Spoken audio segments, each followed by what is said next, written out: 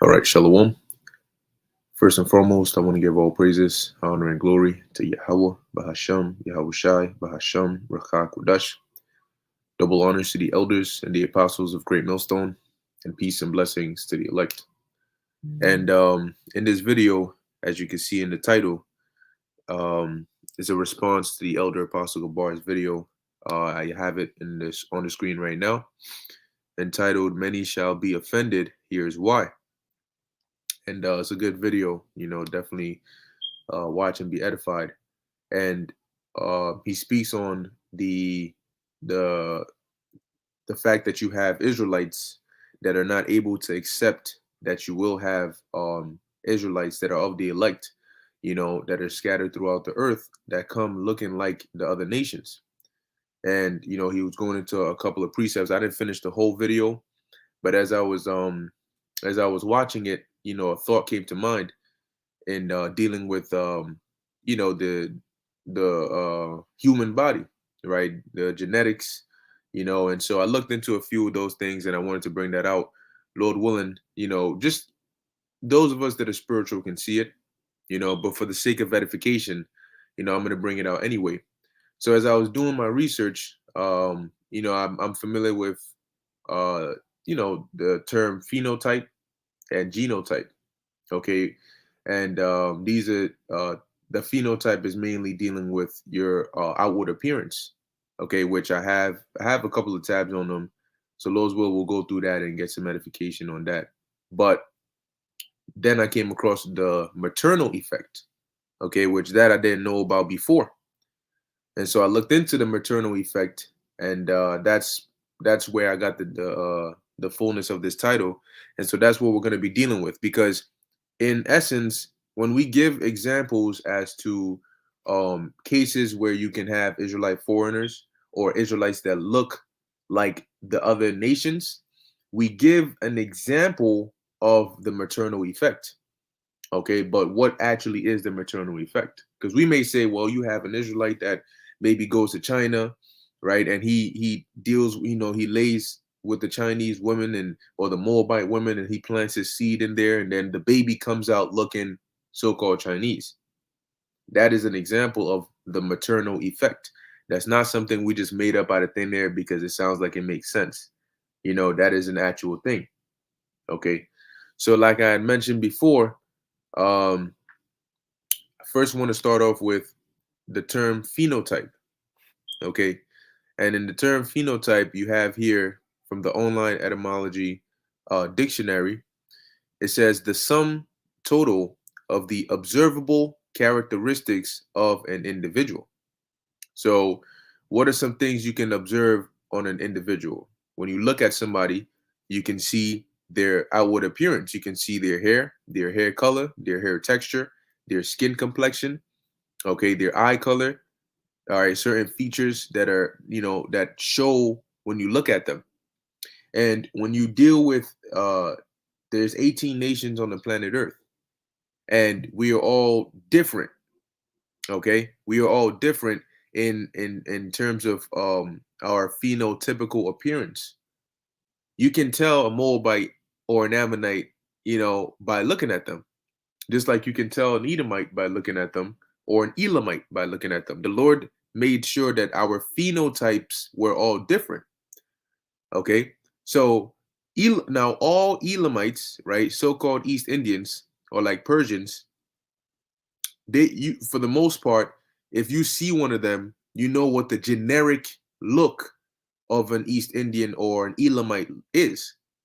When you look at a so-called Chinese or Moabite, you know what the generic look of that quote unquote race is, and that's based on their, you could say, their universal phenotype, right?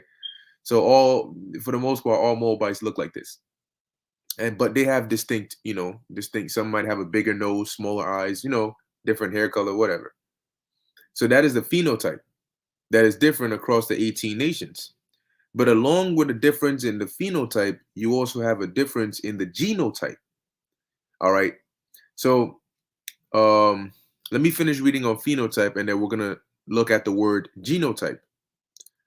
So it says here, I'm gonna read this again. Phenotype, the sum total of the observable characteristics of an individual, type of organism distinguishable from others by observable features. So something that I can look at you and see that makes you look different from somebody else. Complexion, like I mentioned, is one of them. Okay, but just even when you look at so-called Negroes, our hair, okay, the way our hair grows and the way it looks is not the same for a Moabite or Elamite or an Edomite. So now let's look up the word genotype. And when you look at the word genotype here, it says genetic constitution of an individual. Okay, genetic constitution of an individual. It says here earlier, the same word was used with a sense of type species of a genus. Okay, so your genotype is your genetic constitution. So that's what's within. And down here you have the word gene. It says Proto-Indo-European root, meaning give birth, beget. You see? So when you hear and this man begat this and he begat this, he's passing on his genes to the next. So that's because when you look up the word genotype, it says the first element from genus, because your genotype is what really determines who you are. Now, let's look up the word genus. Okay. And the word genus here, it says 1550s as a term of logic, kind or class of things, biological sense. It says here race, stock, kind, family, birth, descent, origin. And there you have gene again, give birth, beget. Okay. It says which derivatives referring to procreation and familial and tribal groups. So your genus, okay, is what classifies your quote unquote race or your lineage. Okay. So when you look at an individual to determine what line or what race or nationality they are from, that is based on their genus or their genotype. Because the same way you have 18 nations with different phenotypes, different outward appearances, you also have 18 nations with different genotypes, genetic makeup. Now, when you look into it, your phenotype, as I have here, okay, and this is not going to be a long video. The point is pretty straight across. But it says, I typed in, is phenotype determined by genotype? So is your outward appearance determined by your genetic code? Okay, or your genes? And the answer is yes. Okay, it says here a phenotype is an individual's observable traits such as height, eye color, and blood type. The genetic contribution to the phenotype is called the genotype. Some traits are largely determined by the genotype, while other traits are largely determined by environmental factors. So let for the most part, your physical appearance is based on your genotype. So when you go back and you read the book of Genesis, that mark that the Lord put on Cain had to have been a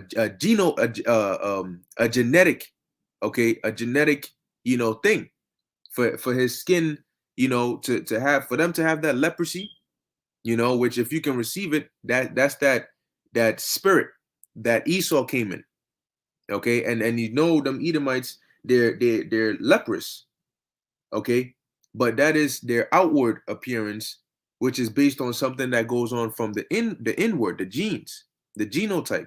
So your genotype does determine your phenotype. So that is why when you look at a Moabite looks like that. Some of them might look flat faced, or their eyes might look a little different than an Israelite, so-called Negro, Latino, or Native American. That is because they have different genotypes than us, because we are from different lines. We descend from different, people. All right, that separation. So the seed, your sperm, carries the genus or the genotype. And when you pass it on down, you spread your lineage. Okay. So yeah, not all Israelites look identical, but not all Moabites look identical. And yet there is still a universal look for an Israelite, just like there's a generic look for a Moabite. So why am I saying all this? What is the point in everything that I'm saying right now? Well, it all comes down to the maternal effect, but I needed to make sure that you first understood what is a phenotype, what is a genotype, how do they affect each other, and now we're going to apply that to the maternal effect. Okay? So we know now that your genotype is more dominant because that is what makes you who you are. It's based on your genes, the way you move, the way you think, the way you behave. In essence, your spirit, like how you move. Okay, that is based on your genotype, and that is passed down from through your line, your lineage. Okay, so now let's look at the maternal effect. So I typed in here in the search bar the maternal effect. Now it says here a maternal effect, which maternal, going back to mater or mother.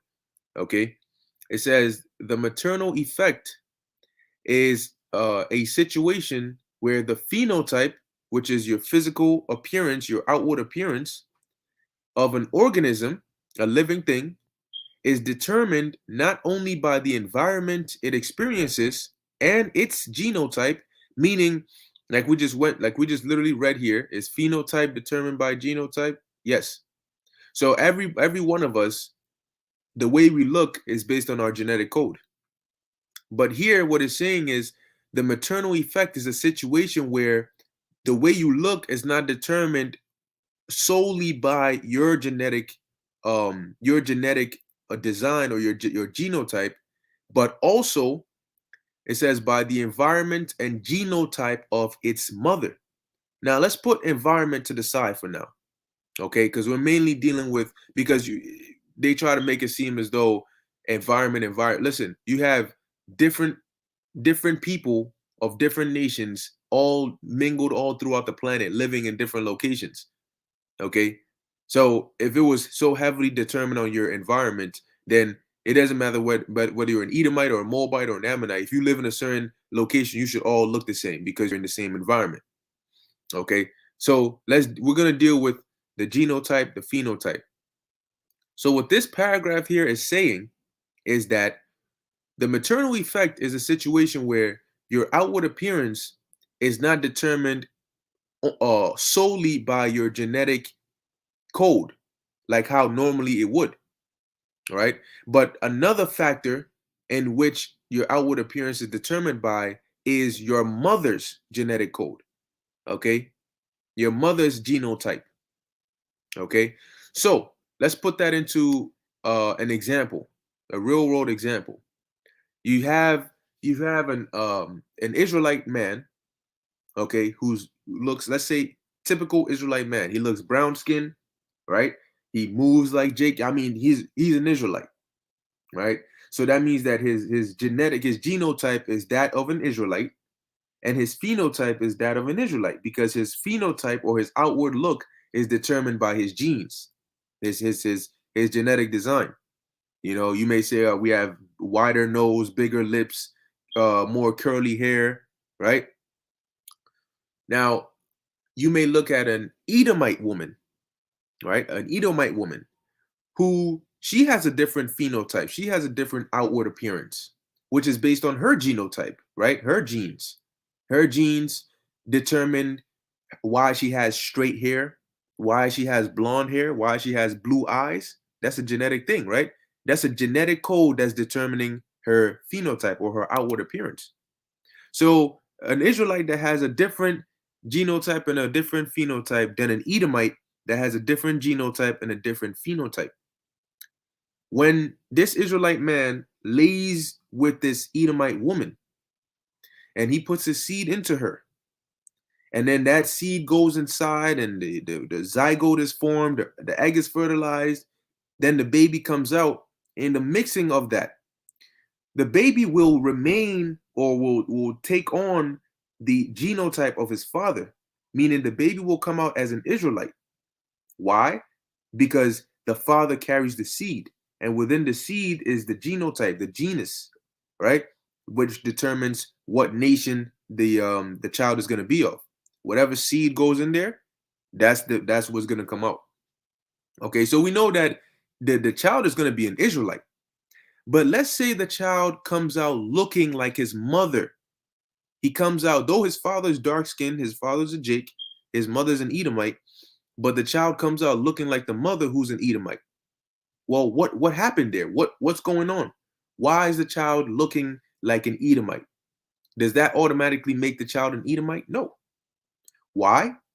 Because like we read here, in that instance, you have the maternal effect that takes place, because it's not always the case that an Israelite man or a dark-skinned man sleeps with an Edomite woman and the baby comes out looking like the mother. There's a lot of cases where you may look at a Jake and you may see his father, but then the mother looks like an Edomite. And you're saying, wait, time out. How does she fit in here? You look like your father, you act like your father, your mother, that's your mom. Why are you so dark then, right? So in that case, you don't have the maternal effect.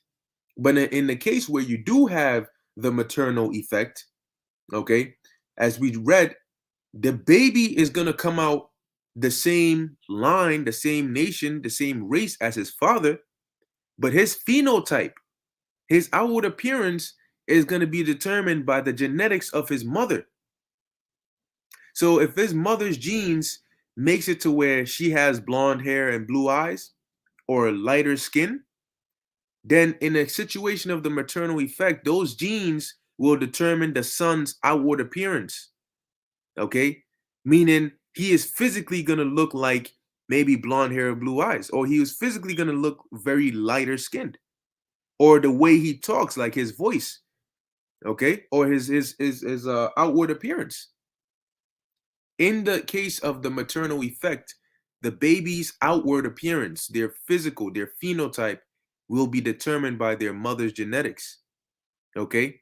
But their genotype, their nation, their nationality will still be determined by their father, because that is the seed that was put into the woman. Okay? So it doesn't matter how much of a light skin this person looks like, you know, or how much of how he sounds or his hair texture or whatnot. His genotype, which is something you cannot see physically because it's within, that is still determined by his father. Okay, a beautiful precept. This is a Shathach Shar 3, Numbers 1 and 18. And they assembled all the congregation together on the first day of the second month, and they declared their pedigrees after their families by the house of their fathers, according to the number of the names, from 20 years old and upward, by their posts. And why is that? Because the father, that's why it says, when you look at the lineage of an individual, you'll notice it'll say, and such begat such and such, and such as that begat such and such as such begat such and such. Why don't you hear about the mother in the line? All right. It'll say, and this guy had this guy, and this guy had this guy. But where's the mother at? Because it doesn't matter who the mother is. The genes, the genus, the genotype will be that of the father. But there is the case where the outward appearance or the phenotype will be determined by the mother's genetics. However, the phenotype is recessive. Okay. So the outward appearance of an individual does not determine their genes or their lineage or what nationality they are from. Because you have a lot of simple-minded Israelites out there that just look at an individual and say, "Ah, Khan, Blake Griffin." You know, they look at an individual and say, "Aha, look, he looks like yo, he's an Edomite." Only Edomites look like that. Yeah, but just because he looks a certain way does not mean that he is an Edomite. His looks are just determined by, whatever influence of the phenotype there is in his line, but that doesn't mean that he's an Edomite. Okay, his genetic structure or her genetic structure is determined by the father. Okay, the father. Um, this is for truth's sake 4. That's right. Men began other men. Yep, yep, yep. Because that's how you pass it on. If a man begat a woman, the line will stop right there, because the woman cannot pass on that genetic code in terms of the genus. She can't pass that on to the child. You know why? Because like we read here in the maternal effect, you notice it says that the phenotype of the organism or the offspring is determined by the mother's genotype, right? But it never says that the offspring's genes or their lineage is determined by the mother. Okay, so for truth's sake, 1 Samuel 16:7, but the Lord said unto Samuel, look not on his countenance, which is his appearance, or on the height of his stature, because I have refused him.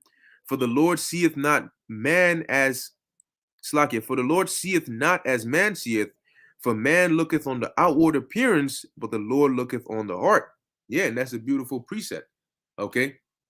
And applying that to this situation, the same concept. Okay. And that's why the Lord says, don't judge according to the outward appearance, but judge righteous judgment. And that's why the scriptures say, try the spirits. You have to try the person's spirit. Okay. It's not just, oh, he looks like this, that's what he is. So how do you explain the maternal effect? Okay, how do you explain a situation like that? Okay, this is what it is. So that's why I put it. So this brother right here, you know, you got people that will look and say, oh, look, look at his hair, look at his skin. But what does that have to do with his genes or his nationality? It's just an outward appearance, and it's a part of the curses the Lord put on us. Doesn't mean he's an Edomite. Because you have Israelites that you sit down and say, "Yo, bro, do you use your brain? Like, is your brain working? What part? What? Where in the scriptures does it say that Edomites will be able to come and join? And does the scriptures not say, "Let favor be shown to the wicked, yet will he not learn righteousness"? So, or is there the one lost righteous Edomite, the forgotten Edomite, Esau, the return of Edom? No. All right. No. That's right. That's right. GMS Yawan, women are like land, only nurturing seeds that are planted. You can't plant apple seeds in Russia and America. Or it says, regardless of being different lands, both trees and apple trees will bring forth apples. Exactly. Exactly. Because it doesn't look, the land which it is being likened onto the mother, okay, does not determine what comes out of her. What determines what comes out of her is the seed that is put into her. It's a very simple concept, and yet it's so mind-boggling for a lot of people to comprehend. You know why? Because the Lord said He has blinded them. All right, He has blocked their ears and stopped their minds, so they cannot understand it. They can't perceive it. Okay, meaning ultimately, what? They're not spiritual. This is let's see. Nicholas Johnson, Sirach 26 and 21. So thy race which thou leavest shall be magnified, having the confidence of their good descent. That's right. Dyed garments from Basra 144 Ba. Matthew 1 and 1 to 2. The book of the generations of Yahushua Hamashiach, the son of David, the son of Abraham. Abraham begat Isaac, and Isaac begat Jacob, and Jacob begat Judas and his brethren. So wait, I don't hear Sarah. I don't hear Rebecca. Okay, I don't hear any. Why are they left out? Okay, why are they left out? You see, but people don't think about this. Hold on one second. You got to ask yourself, right? So the women that the tribes slept with, because the 12 patriarchs, the 12 patriarchs, right?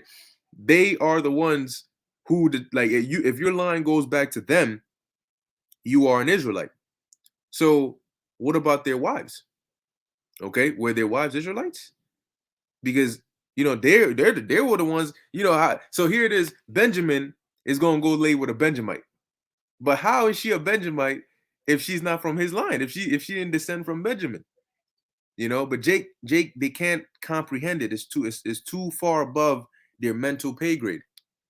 I want to get a quick precept here in the book of Acts, which we go to this often and bring this out because let's go through it. Acts the second chapter. When it says also the environment, your environment, when you go to different locations on the earth, there's different kinds of people living in different parts of the earth.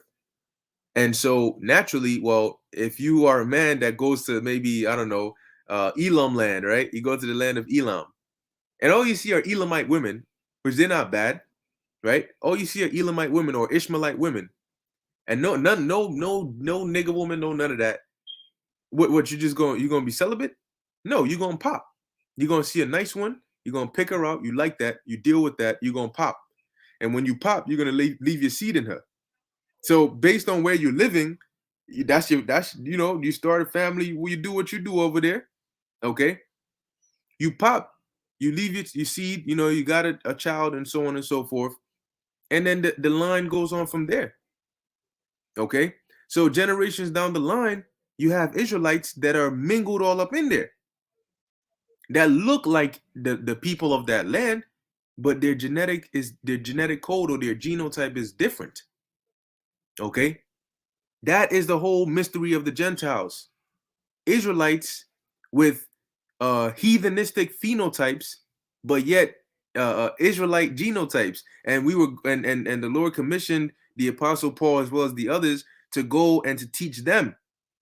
Okay, because it is within the spirit of the elect Israelites that are going to hear this word and receive it. So when you see, don't let your mind hurt you when you come across all nations or all kindreds or all tongues. It just means that we're living there among them, looking like them. But when you look within, look deeper, Simba. Right? When you look within, when you look past the outward appearance, you'll see, whoa, these are completely different people. Let's see, Acts the second chapter, and here we go, verse 8. Acts 2:8. Now it says, and how hear we every man in our own tongue wherein we were born. Now these are Israelites speaking. And now from verse 9 on down, is gonna list the lands wherein these Israelites were born. So you have Parthians and Medes and Elamites and the dwellers in Mesopotamia and in Judea and Cappadocia and Pontus and Asia. So these are, and as the list goes on, these are Israelites living in these foreign lands. And in these foreign lands, you have actual other heathens that look different, that live different, that are there. But you may be living among them. You had Israelite communities in heathen lands. Okay. And you may leave your seed inside a heathen woman, have an Israelite child, and keep on going like that. And before you know it, you have an Israelite community where some of them look like the people of that land. Doesn't mean that they're not Israelites. It doesn't mean that at all. Verse 10, it says Phrygia and Pamphylia and each, and you know what? That's ultimately why they had the lineage, they had the records. So you could check your line. See? You could check your line. So if you came and they check your record, you say, okay, the son of such, the son of such, the son of such, the son of son of son of son of son of son of, and then they see, well, where does that son of end at? Oh, and then it goes back to the line of Aaron, or it goes back to the line of this man, or the line of this man, and that means I'm of this tribe. They may look at you, you may look like straight up, I don't know, Ishmael somewhere, big beard, all that. But you got the records, your line goes back to such and such. Hey, Shalom. Okay? Shalom. Verse 9, it says, Parthians, Salakia, verse 10, Phrygia and Pamphylia, in Egypt and in the parts of Libya and about Cyrene, and strangers of Rome, Jews and proselytes. They were all Israelites. Cretes and Arabians. We do hear them speak in our tongues and the wonderful works of God. So they were born in these lands. So do you mean to tell me that they all these Israelites that came look straight up black as hell, dark as hell, and they came, oh, no, let me see your face, let me see your eyeballs, let me see your hair color. You got leprosy? No? All right, come on in. No. Okay? That's not how it went. But nevertheless, I believe I've covered it. I made the point. And I just wanted to go into that real quick just to show you, because even what they quote unquote, right, signs, as they call it, but even when you look in the, you look at the phenotype, look at the genotype, these are all part of the nature, right? Even nature tells you, let me put it like that, these are all part of nature.